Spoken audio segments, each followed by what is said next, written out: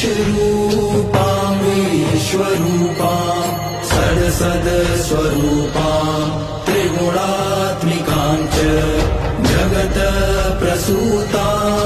अजानजाम अनानन्द विज्ञान